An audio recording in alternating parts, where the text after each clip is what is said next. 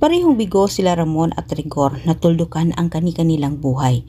Ngunit hindi pa palagpasin ni Ramon ang mga atraso ni Rigor at David sa kanilang dalawa ni Tanggol. Lubos naman ang pasasalamat ni Rigor kay Tanggol dahil iniligtas umano siya nito.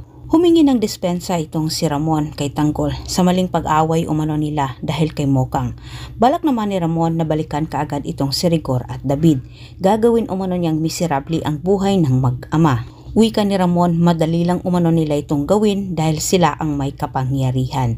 Sa kabilang banda, nagingit-ngit sa sobrang galit itong si Rigor nang malaman din niya na malaking buhay itong si Ramon. At higit sa lahat, sa pangatlong pagkakataon, hindi pa niya ito napuruhan. Ngunit, agaw buhay naman itong si David at humantong ito sa malaking gulo sa relasyon nilang dalawa ni Marites. Nalaman din ni Rigor na si Ramon pala ang tinutukoy ni David na lalaki ni Marites. Sinisisi din niya itong si Marites sa nangyari kay David. Wika ni Rigor, kung hindi lang umano nilaglag ni Marites itong si David kay Ramon, malamang sa malamang nagtagumpay umano ang plano ni David dito kay Ramon. Subalit ipinagtanggol ni Marites itong si Ramon at Tanggol sa puntong ito. Sa kabilang banda, dinala naman ni Ramon itong si Tanggol sa kanyang mansyon para ipakilala umano sa kanyang amang si Don Julio. Nagulat na lang ang matanda na makita din niya itong si Tanggol, parang si Ramon umano nung kabataan.